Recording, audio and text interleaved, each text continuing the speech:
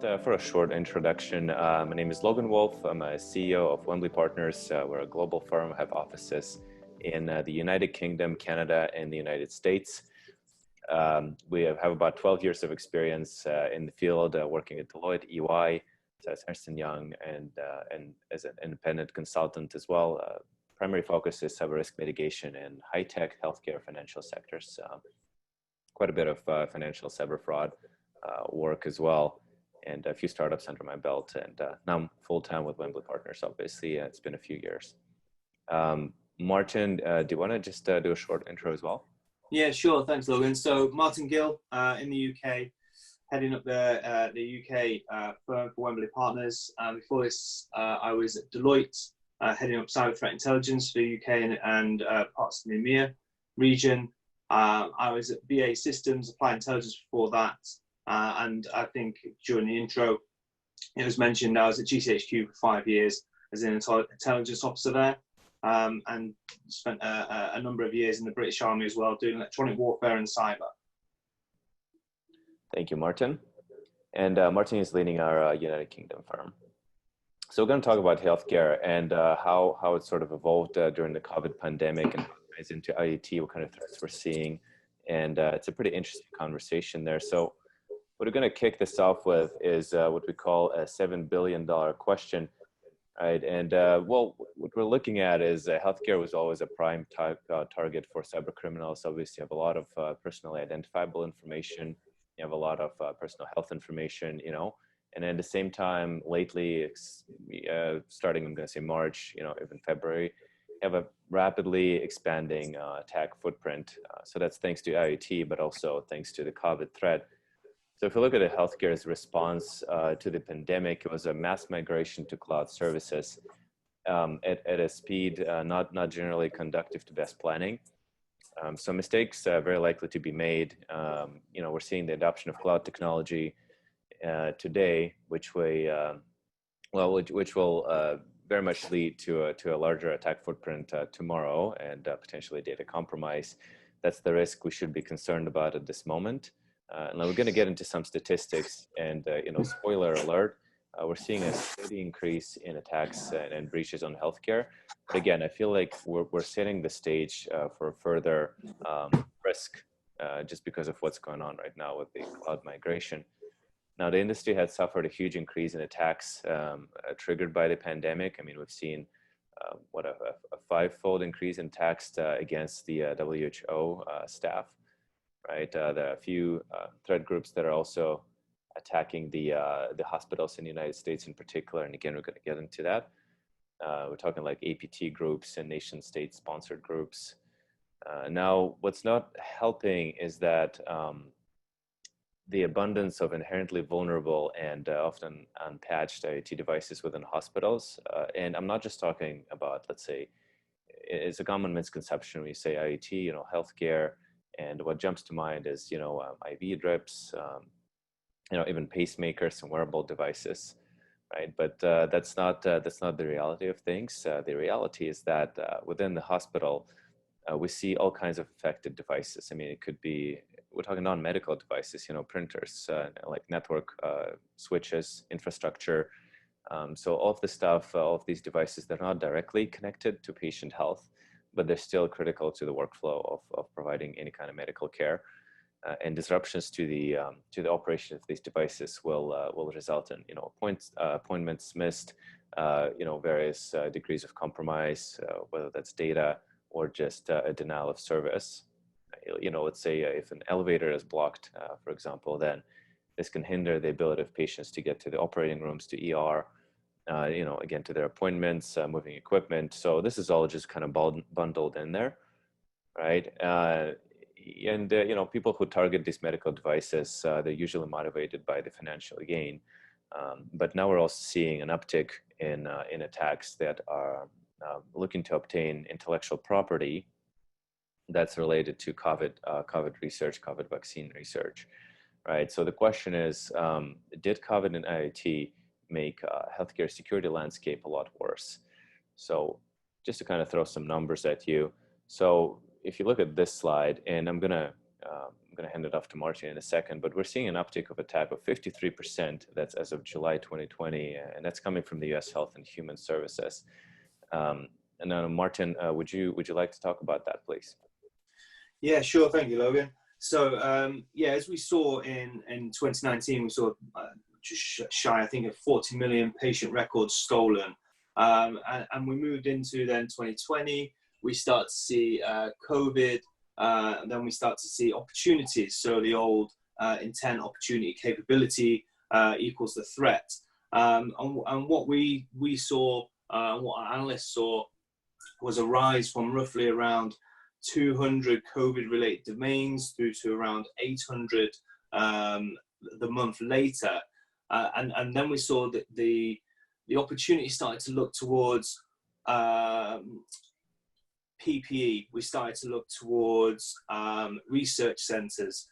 We started to look towards track and trace and mobile.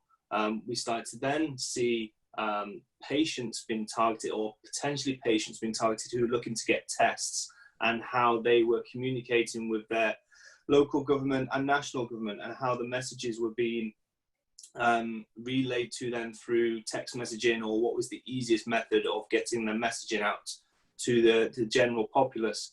This again was then an opportunity for cyber criminals to wage in on phishing, smishing techniques in an attempt to gain access to credentials and data. Let me just flip to the next slide as well, because we've got some interesting numbers for you folks. Sorry, yeah, look, I was meant to roll into that one. I forgot you had control of the mouse. Well, so I'm just going to kick it off the comment on this slide as well. So it's very interesting. If you look at this statistics, which is not to scale, FYI, folks, but it does give you a good perspective. But we've seen a rapid increase in COVID-19 themed phishing attacks, kind of in between March and April, and then it sort of, went back to normal. But then now we're seeing a major uptick as well. So that's almost 2,000 attacks as per month statistics within the US. Now, the interesting thing is that despite the well-documented increase in these attacks during the pandemic, the number of breaches does not seem to be increasing proportionately. So the industry is coping pretty well.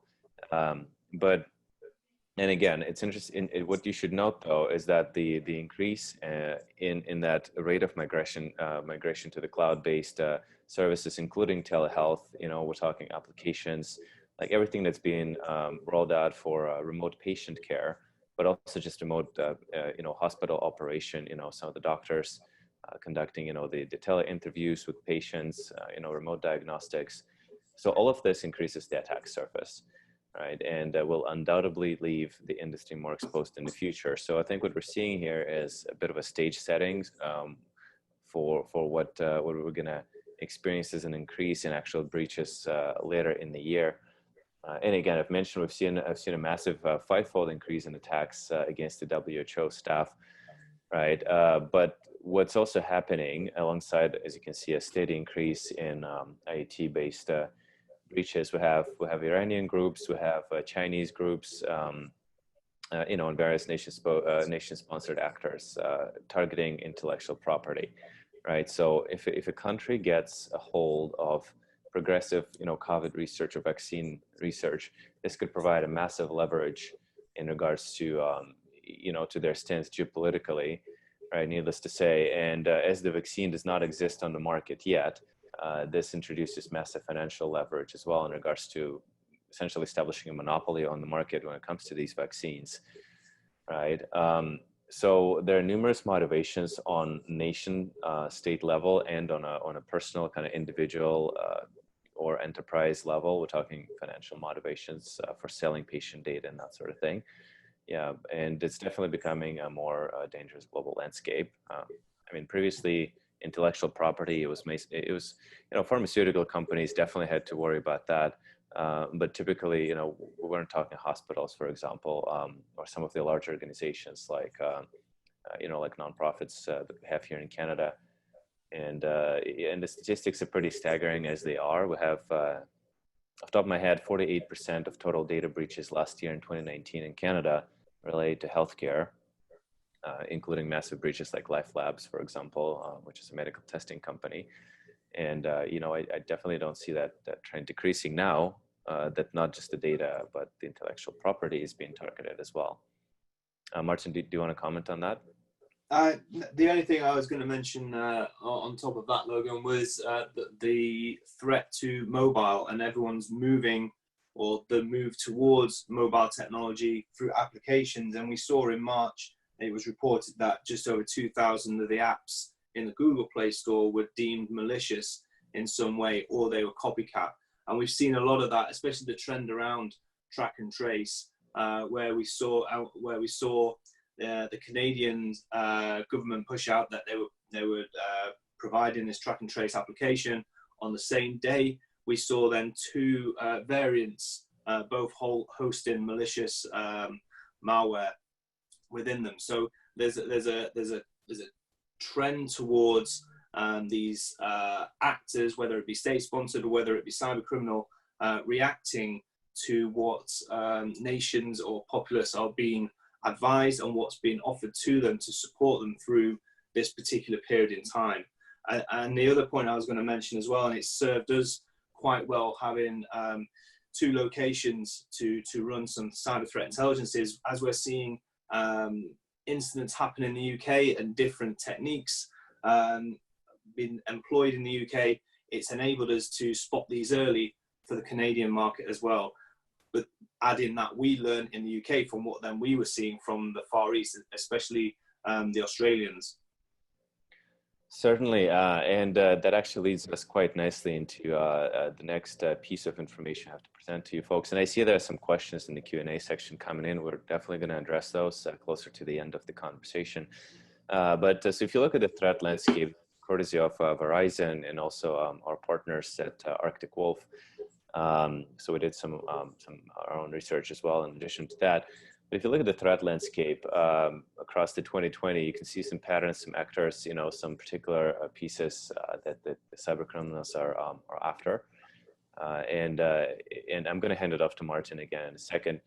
But, you know, if you look at some of the threat actors, the interesting piece here is that it's almost 50-50 between the external threat actors and between the internal ones.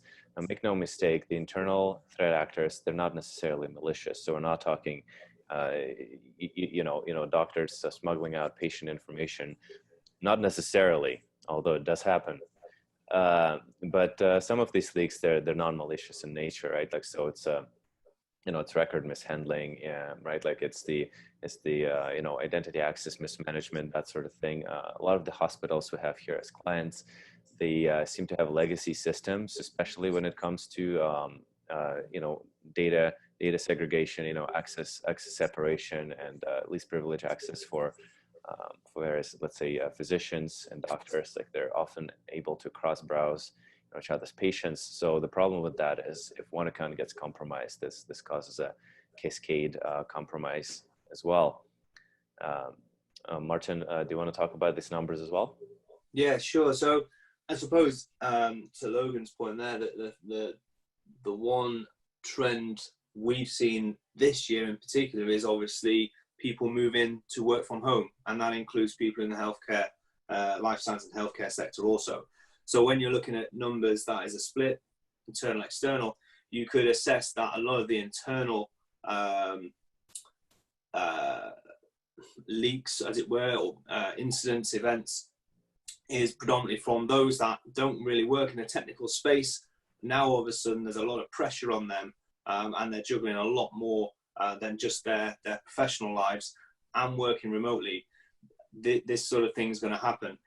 We saw there was a survey done in the UK recently where 72% of those asked said that they were more cybersecurity aware now than when they first went into lockdown nearly three and a half months ago. So there's a chink of light, I think, there, if we were to capitalize on people's awareness in going through that training aspect of what cybersecurity means to the personal and professional user, where there's that blend in the middle.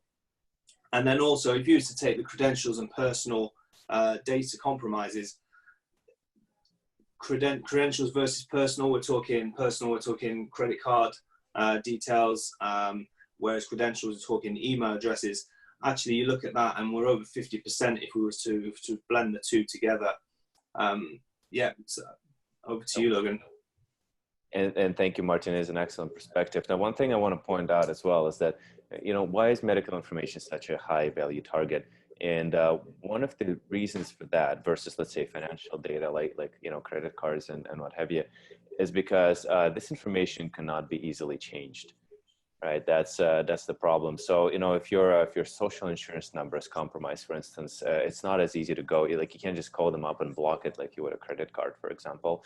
You can't go change password, and that's where this information fetches very handsome price on the dark web and on some of the dark markets, right? Well, combined with the fact that hospitals are historically they're evolving kind of slow. Like if you look at IoT devices, we're going to talk about that in a second, but the update and the patch cycle can take some time. Some of these devices, especially medical ones, they need to be updated, physically updated, so that the technician literally needs to come in on the location and perform the updates, which cannot be, well, it's not easy in the best of times, but quite frankly, during the global pandemic, there's a further complication in regards to that. And it's quite the, I'm going to call it the Wild West scenario when it comes to manufacturer mandates, when it comes to IT device security. So there's a lot going on there, right? And effectively, the burden of securing these devices is often on the end consumers.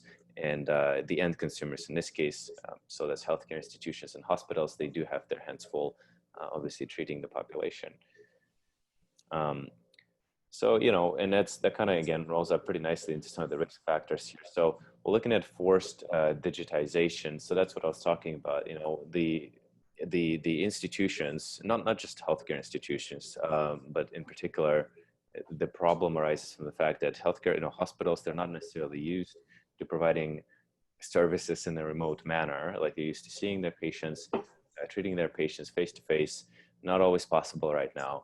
And it was very much, is it innovation or is it necessity, right? Like, or is it innovation through necessity, which is, I think, what this is. I mean, some of our clients, like we talked to a few hospitals here that we've helped to go through this transformation. They've had, telemedicine plans and had digital rollout, remote work for some of the nurses and doctoral staff. Plans for the next 2 years, and they had to roll them out in under 3 weeks. Needless to say, this comes with a huge degree of risk, right? If you look at, connected devices, that could be phones, that could be new apps for telemedicine. The hospital does not necessarily have any control over what kind of source code goes into that. Third-party risk, supply chain risk. Which libraries, which frameworks are they using? Do these frameworks have inherent vulnerabilities? There's not always visibility into that, and to further that concern, hospitals do not always have the technical expertise to actually be able to, let's say, purchase a license for the app and handle the code modifications and code security on their own end. Like they're not a tech company, right? And kind of last but not least, so like the last nail into that coffin is the fact that, well, the training programs, quite frankly, focused on cybersecurity, they can be lacking. We do see an effort across the healthcare industry to actually educate the employees, the staff, the nurses, the doctors on what they should watch out for. But again, considering the workload, if you've seen the photos of some of the frontline healthcare workers, right? Like these guys are working, 16, 18 hours a day sometimes. And now on top of that, they have to also go through mandatory cybersecurity training. It's just, it doesn't always stay with them. They don't always have time for that. And that's certainly not helping. Now, last but not least, a lot of the healthcare institutions we know, and again, I'm keep coming back to hospitals because they're kind of hubs of this information, these days, PII, PHI. So they're quite often in the middle of some kind of transformation, which obviously had to be put on hold right now. So we see an uptick in requirements to manage service providers, but it's very ad hoc, right? And ad hoc is the enemy of security. Martin, do you want to comment on this slide, or should I continue? No, I think the only thing I would add to this one, Logan, is where you mentioned about managed services. I think in the US this past week, we've seen 2 managed services been targeted with ransomware. So is the assessment there that these are being targeted because they're being seen to be busier, because they're being used as the outsource for particular sectors, including healthcare? It would probably need a little bit more research, but there's definitely been in the last couple of weeks information that would suggest that MSPs have been targeted. Absolutely, because they do represent a kind of a congregation of various clients, so it's an entry point for the attacker. Okay, and that being said, there are a few things that are being done to respond to this, and the cyber intelligence community and cybersecurity community have responded in kind to combat these threats. And I'm going to hand it over to you, Martin, for this slide. Yeah, thank you, Logan. Again, we always talk about cybersecurity and cyber threat intelligence. We talk about the threats and we talk about how bad it is, and cybercriminals are having the upper hand, which in some respects, I suppose you can argue they do. But what we've seen over this last few months is, especially in particular in my profession, the cyber threat intelligence profession, you're seeing cyber volunteers or groups, cyber volunteer groups that have grown over the last couple of months in some real strong teams. In particular, you've got cyber volunteers, or CV19, which started in the UK, and they were set up to voluntarily support the National Health Service, understanding that it was critical national infrastructure and they needed support in understanding maybe how policies were written for those that are going to be working remotely, for threat intelligence reports, for where they're vulnerable or where the threats are coming from, awareness training as well. And this grew then into a European piece taken on by the Netherlands. And then we saw it move to Canada as well, so CV19 in Canada now. So we've seen some really great initiatives coming out of the profession. We're also seeing the NCSCs, so the National Cyber Security Centres of the UK and Canada, having a really proactive stance in pushing out their messaging through heavy social media activity to the general populace, trying to demystify a lot of the threats and try to support where they can in their role in providing cybersecurity to the nation. We saw maybe 3 weeks ago now, the NCSC pushing out a joint paper with, I believe, US CSER on APTs and state-sponsored threats during this particular period as well. And on top of that, we've seen a new MISP instance being introduced by the guys at MISP, at the malware intelligence sharing platform, for specific COVID cyber threats as well, that you can download and you can install and have it running if that's your particular area where what you're trying to defend against. So all of this is being pushed out there in open source and available for organizations to run, with the premise that the understanding is that there is a heightened threat and the healthcare sector has been deemed as vulnerable in the past, and there's a strong community there wanting to support. Absolutely, Martin. And I think what we're seeing here is the bottom line, and we're almost at the end of our slot, so we're going to jump into the Q&A. But I just wanted to say that I think the intelligence community and cybersecurity community, including ourselves, the commercial firms, understands that healthcare is not just about cybersecurity. It's fighting the good fight. It's people's health. It's their lives. It's the information that we must protect. And I think that's why we see a lot of these folks that would normally, be very kind of mercantile about this stuff, coming together and providing their services in a pro bono fashion, just to help out the hospitals and the healthcare firms. So now we're in the Q&A kind of section of this presentation. Thank you, folks. I'm actually going to stop sharing, and I'm going to pull up the chat, see if we have any questions coming in. And yeah, thank you very much, Logan and Martin. And just a reminder, if you do have questions, please use the Q&A at the bottom of your screen to type in a question, and our esteemed speakers will be happy to answer that. I got one question that was raised by one of my colleagues actually. Is there really a need for us, or should there be a need for us to join together to share health threat intelligence across nations, right? I'm thinking that, you know, the UK may see something, or Canada may see something, or the US may see something that may be beneficial to healthcare providers in each of those geographies.